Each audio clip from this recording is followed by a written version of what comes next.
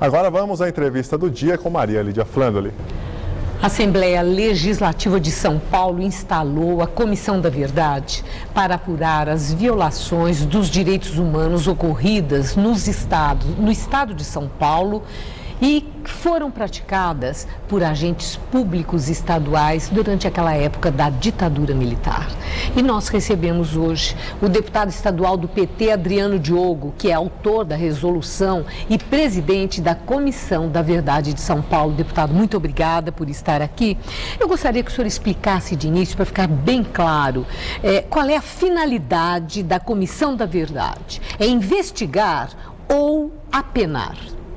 É investigar, principalmente os 140 desaparecidos políticos cujos corpos não foram devolvidos às famílias e estão insepultos. 140 desaparecidos políticos são pessoas de São Paulo? A maioria de São Paulo ou originárias de São Paulo que desapareceram em outras partes do Brasil, como no Araguaia, ou em outras partes, ou até no exterior. A Comissão da Verdade tem recursos para um trabalho como esse, que vai investigar num período passado há tanto tempo? Existe na sociedade uma disponibilidade, uma disposição para contribuir com a Comissão da Verdade. Juristas, professores, universidades. Existe essa disposição voluntária. E é evidente que a Assembleia Legislativa tentará dispor os recursos necessários para que essa investigação prossiga. E na sociedade, entidades como a OAB, por exemplo, as comissões de Justiça e Paz, são comissões que sempre estiveram envolvidas em relação a esse grande desrespeito dos direitos humanos dos presos que estavam sob a guarda do Estado na época da ditadura. São entidades que vão colaborar com a Comissão da Verdade? Vocês contam com esse apoio? Sem dúvida, principalmente dos familiares. Esses grupos de familiares que há tantos anos organizam documentos, provas, como a família de Rubens Paiva, que há 40 anos espera saber do paradeiro do deputado Rubens Paiva. Dona Eunice, Marcelo, Vera, Eliana, todos eles aguardam que a Comissão da Verdade inicie seus trabalhos para que possam saber onde foi parar o Rubens Paiva. E onde vocês vão focar esse tipo de ação? No local onde esses presos estiveram, onde eles foram torturados e até mortos, em lugares que se suspeita que possam, como Perus, por exemplo, os corpos terem sido enterrados. Vocês têm um foco?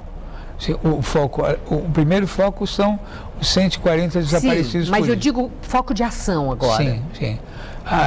A primeira fase é a oitiva e a recepção dos documentos dos familiares. Como existe uma disposição do Ministério Público em entender que os corpos insepultos são crimes continuados, isto é, crimes que não cessaram, que então não houve anistia para esse tipo de crime.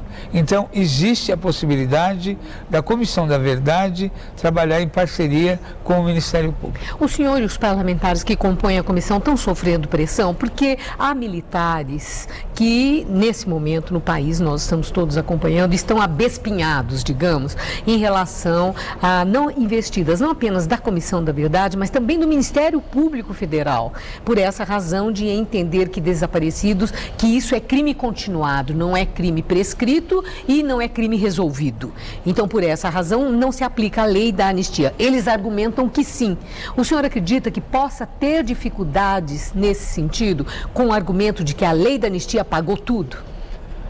Embora haja esse argumento, não existe mais na sociedade um sentimento coletivo que esses crimes não devam ser apurados.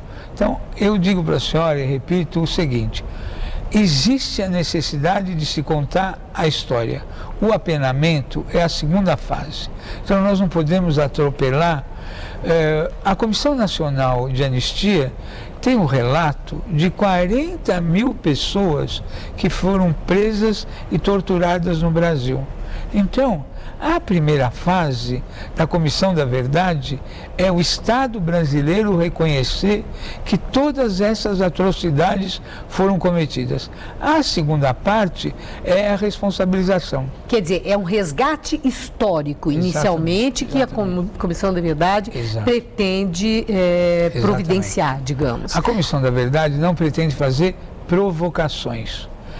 E nem revanche, como tem sido argumentado por aqueles militares da reserva. Exatamente, exatamente. Então tenta-se criar um clima no país de revanche, de vingança. Não. As vítimas foram os presos, os desaparecidos.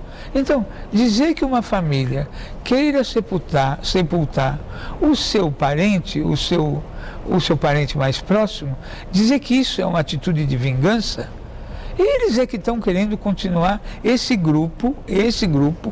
pequeno grupo que não representa nem as Forças Armadas, nem a sociedade, nem a polícia, tenta falar em nome das instituições democráticas. Para eles, já acabou o período deles. Eles que nos permitam encontrar nossos familiares. Muito obrigada, deputado Adriano Diogo. Uma boa noite. Com você, Gabriel.